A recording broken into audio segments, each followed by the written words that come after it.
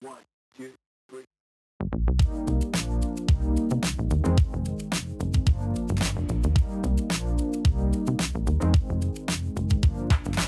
Anyway, the summoning ritual didn't work, but long story short, really brought me and my flatmates closer together. Real good bonding experience. Oh, hi there. Good to see you. Hi. Welcome to Thank you. welcome to the Stray Thoughts podcast, audience. Thank you, sir. We are still back in a lockdown mode. I don't know whether you are seeing this video or just listening to the audio. We are currently in the tail end of exam season, so whether or not this gets released in video will be dependent upon the exam schedule of our lovely editors. But either way, whether through audio or video, I don't know as I'm recording this, I am your host as always, Sam. Welcome to the Stray Thoughts podcast, a podcast all about the art scene here in Tamaki Makaurau. And today we are very lucky to have a very interesting guest talking about a different angle to art than what we've normally come across. Jez, do you want to introduce yourself? Sure. Thank you, Sam. My name is Jez Francis. I am a registered and practicing music therapist in Auckland, based in Auckland at the Rokatori Music Therapy Centre there. And I've been in music therapy for about 10 years. And as you can possibly guess, I'm from the UK. Oh, well, we love it. We love it when there's another Brit on the podcast. I may be a bit biased, but I'm quite happy with that. I'm happy for you to be biased. And so you say you're a music therapist, right? So what is music therapy? What does a music therapist do? Okay, it's a big question, and that's one of the reasons that we in the UK certainly have to do an MA in music therapy and go through the course to learn. Music therapy is essentially using music as a vehicle to help somebody therapeutically towards goal-oriented directions, and we basically address kind of 4 or 5 kind of key domains. So it might be a spiritual domain, cognitive, social, emotional, and whatever the next one is that's escaping my mind. Did I mention them all? I think I did. Social, cognitive, emotional, physical, spiritual. Yeah, but anyway, we use these various domains to help somebody change. I like to think about it just in a simple one-word thing as to change, bring about change, and help them in their sometimes mental health, their physical health, and their overall well-being in whatever aspect is most suited to them. Yeah, and it's an interesting idea, sort of using music in this way. I think a lot of people, especially speaking from personal experience, when I sort of read up about music therapy, it was like, okay, I never really considered that music could be used to achieve these goals and to work on in this way. So like, what sort of stuff do you do in a music therapy session? Like, what does it look like? Well, the music, the beauty of music is it's a kind of it's a universal language that doesn't require any words, so people get it. I'm from all walks of life. I'm from all parts of the globe. So what it means essentially is that you can connect with somebody. There's a methodology, an effective methodology for connecting with somebody, and these are quite often people who are difficult to engage or difficult for other bodies to connect with. So what do we do? Well, I always start with the notion that it's the client's music. I am just the vehicle to help bring around the change that maybe I or their parents or carers or other professionals have decided would be a good thing for them to sort of work towards. And we can be, I do a lot of improvising, using any instrument that we've got. Sometimes you're just using your voice or your body percussion. I write songs with people. I help them write lyrics. I help them write a song structure. We might put that into some sort of performance. You know, I've done helped a couple of women in a prison situation put their songs out on prison radio. I've worked helped an anxious teenager stand on a stage in school and sing a Nirvana song, while I tried my best to play it on an electric guitar. Wait, which one? Well, we did Teen Spirit. Oh, the classic, the classic, of course. And so that's just some of the variety of the shapes that it might come in. We can be singing, we can be dancing, we can be listening to music, we can be playing songs that they know. Sometimes it might be a more of a, a sort of talking to people. Sometimes the music is a very, very central role, and other times it's kind of it doesn't have to play such a central role, but it's something that more often than not will help you provide some sort of way to actually start engaging with somebody. And it's a free and easy way because it's pressure free, if you like. I always adopt the sort of stance that when someone comes into a session, you're pretty much free to do what you want. There's no kind of rules. And so it helps people relax, and you can begin to communicate and begin your sort of therapeutic journey that way. Yeah, and so, oh, pardon me, I'm getting some sort of notification on my end. Apologies if that came through. And sort of building up on that, it strikes me that you are, for our show, definitely a new type of guest. We've never had any guest who's been engaged in an active artistic endeavor that has not had commercial betterment as its primary goal. You're the first one who's ever looked at something like using art primarily to improve people mentally and physically. And that brings with it a lot of other differences that I think come along with it. For example, I think you are also, unless I'm mistaken, the first guest we've had on this show that does work one-on-one with people, artistic work one-on-one. We also work in groups, but yeah. Oh yeah, yes, sorry. But sure. Even if an element of that is one-on-one, that's something we haven't ever had a chance to talk about on the show. And I guess I'm just sort of interested in your opinion on how that one-on-one dynamic changes the kind of art and the kind of relationship that you have with the people you are engaging with. Sure, good question. I think the first thing I'd say is I've worked with people from 18 months to 99 years old. So, and you take that person and whatever they can bring to the table, that's musically or just mentally or physically, wherever they are, where they are in their life course. And we start a therapeutic intervention. And sometimes you can you just connect instantly musically, and you can start to move and to change. And other times it takes time to develop that relationship.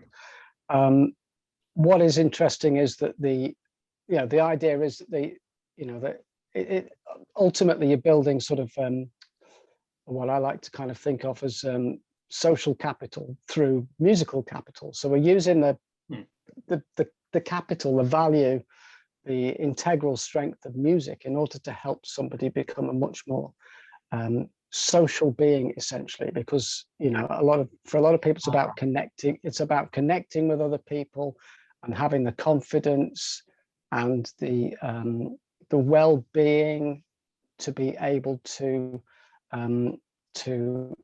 find the best part of themselves and to be able to share that with other people. So over time, that relationship changes. People grow, especially when you're working with children and you work with them for a few years, especially if they're going through adolescence, there can be some huge changes as the social therapeutic relationship changes, and as the music kind of develops between us. So kind of simple examples springing into my head. I can have clients in schools that are extremely autistic, where the first sessions are very short. They're very difficult. They don't really want to be there. They don't know what it's about. They haven't got the power of language. They might come in and thump on the keyboard, or they may even throw something around, and then it's all over it within a couple of minutes. And then within a year, well, certainly within a few months, I've had it a few times where they become the client. I struggle to get out of the room, and I have to get assistance to kind of help me move those people out. So does that sort of kind of begin to answer the question, if it's not too rambling?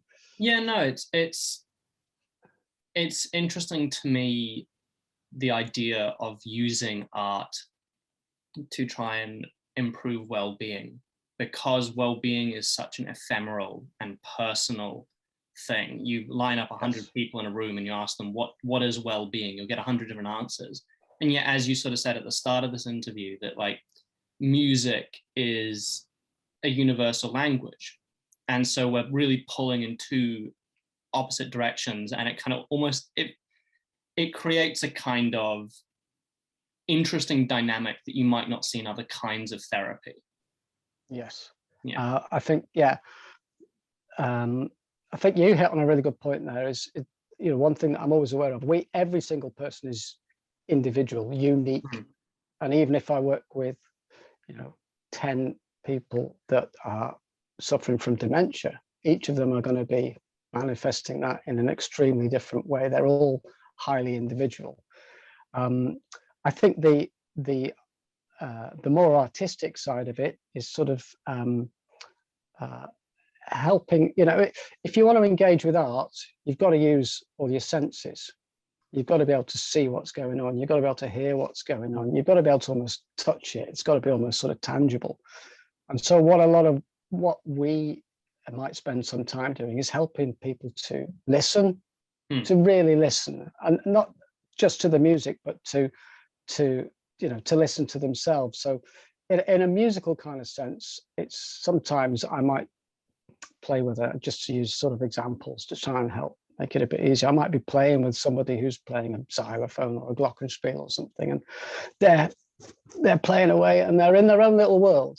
They may be almost oblivious to what I'm doing on the guitar or the piano or singing, and it's trying to get somebody to listen to the overall thing, to have some sort of connection, understanding about what that art form is, what that musical form is, and then to make that realization that, well, this is something that we've created between us. We are responsible for this.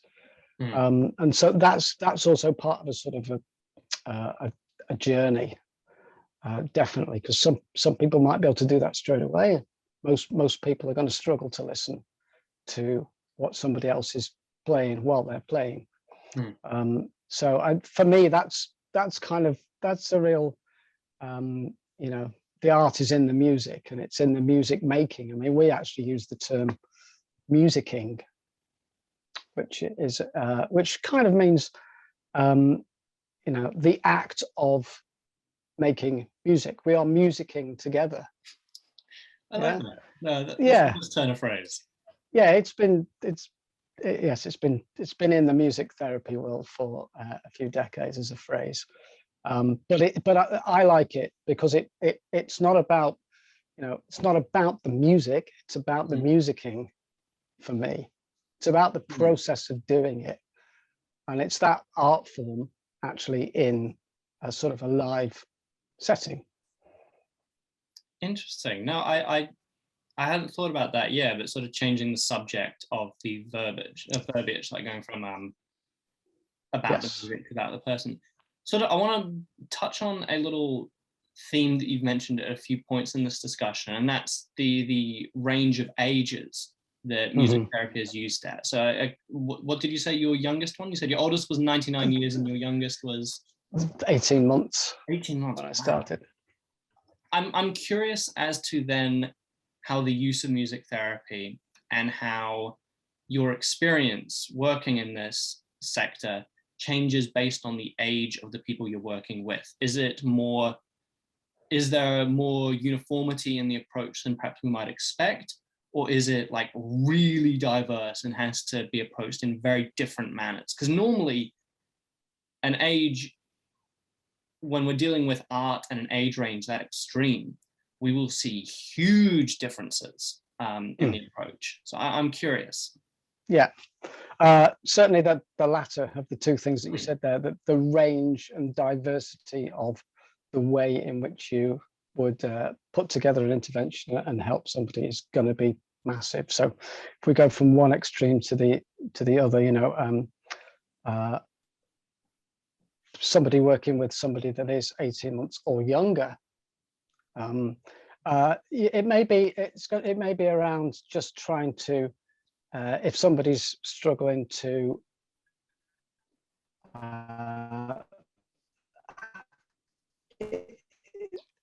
have responses, sort of neurotypical responses that a baby might have, and so we can try and stimulate and elicit responses in a musical sense, or even, you know, so we can use all of the senses. You know, we can touch a cabasa on somebody's arm and use this sort of proprioceptive qualities of an object to help connect music and listening and understanding with something that they can actually feel.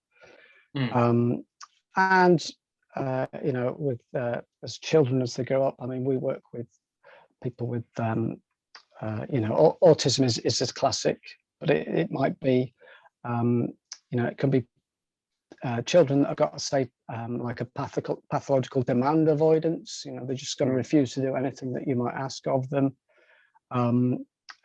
Children that might have difficulties regulating, I would say children or young adults that might have difficulty regulating their emotions or managing their moods. You know, any kind of, you know, I work with fetal alcohol spectrum disorder clients as well. Anybody that's got something that's perhaps holding them back in life one way or another, in order to be able to kind of function as to their full potential. And right, I guess at the other extreme, you know, working with people that are elderly or people with dementia, that might be a lot more perhaps what people may associate with music therapy, sort of singing songs in groups. But at the same time, it's not just singing a song with a group, it's being highly aware of what the group dynamics are. It's ensuring that everybody is included in there. It's checking that everybody is engaging in the same way, giving opportunity for people to be able to engage if they're for some reason they're not engaging. You know, and when in terms of the way in which we might approach it, it might be, you know, it might be very gentle, it might be very quiet, it might be very highly focused, or it could be quite a big raucous musical group where we're just making a lot of noise. You know, and some of my fun sessions, you know, you put together a group of sort of 20 clients that maybe have dementia, and everybody's got a tambourine or a rattle or a bell or a shaker of some sort, and people can dance, and staff are involved, and there's a community. You know, I love that sort of community sense of group that it can generate for people as well. And you can help a whole, as well as helping individuals, you can help a whole institution sometimes. And so that might be the focus of your intervention. Yeah, I mean, it's very, very important, especially as you get to people later in life, to get that kind of community sense. That's absolutely vital. We're running up close to the end of our time, but there is one quite important question I did want to ask and sort of get your take on before we go, and that's Sure. I don't think it's a controversial thing, at least I hope it's not, to say that New Zealand doesn't really handle mental health very well. And we've sort of been thinking for a while as a country about how we need to change tack. We've seen government after government after government sort of talking about it, and all these different approaches from everywhere. So I'm going to ask one very broad question and one more narrow question, and I'm interested to get your take on both. And the broader question is, do you think that in our sense of helping mental health and people who need therapy, for any number of reasons, any number of conditions. What role do you think art generally has to play in that? And the second more narrow question is, what role do you think music therapy has to play in that? If I know that's a very big question, I'm not expecting you to fix our mental health and underfunded health sector in 5 minutes, but I'm genuinely curious. What do you think about that? Okay, I think there's first off, I don't think it's necessarily your premise that it's New Zealand, because I think it's the same in a lot of countries, especially with the financial crisis and money being more limited, and the arts can be one of those things that disappears. Yeah, and music therapy was one of the things that would disappear from a school budget quite quickly. Spoken like a man fresh out of austerity Britain. Yeah. Don't get me started. No, I won't. But I think with the arts thing is really important, because lots of people will engage in art in some manner or form, and just because somebody might be into music doesn't mean they're necessarily into painting the same way, or dance, movement, or theatre, or some other sort of art form in the same way. So that to have that broad spectrum of art available is critical for an effective functioning society. And just as in the same way as we can't fix the climate crisis until we fix inequality around the world, you can't have an effective social environment unless you have effective, healthy support for well-being and people's mental health. And so, to me, the two things are kind of integral. Does that answer the question? I think so. Yes, it's a big issue. So I think it'd be unfair of me in my role as host to demand an overly specific answer. Because I don't honestly think one exists for this issue. Yeah. There is that music therapy. There is funding available for people to get support for music therapy sessions, and that's one of the things that Rokottori Music Therapy Centre will help clients and their carers do. So music therapy has got a very positive role to play in that regard, and there is a good place for it, and there is funding for it. But there can always be more. There can always be more money, can't there? For these, as I'm sure you're aware. Oh yes, as someone in the university which is currently cutting funding basically everywhere. Yes. And on that note, I think we should finish up here. This has been an absolutely fascinating conversation, Jez. Thank you so much. Is there anything you would like to plug? Anything you'd like to promote just in our last few moments here? No, other than the Rokottori Music Therapy Centre, which is where I work in Auckland, and we work to support exactly the sort of clients that I'm talking about, and work with different organisations and institutions and schools. I just try and encourage people to, get some sort of inspiration and aspiration in a musical sense in their lives, or in an artistic sense. So I would like to plug you, the listener, to kind of, take it on board and manage your own well-being and your own health, and perhaps take up a musical instrument or get into the arts one way or another. I think it's, as I've got older, I've realised it's more and more important. I do not think I could possibly think of a better message and way to end this episode given everything going on. And I'll definitely echo that. Thank you very much, listener, for tuning in. Look after yourself. Hope lockdown. God, I hope by the time this is out, lockdown's just about done. And thank you, Jez. We'll see. You're welcome. Have a very good one, and audience, we'll see you next time. Bye-bye.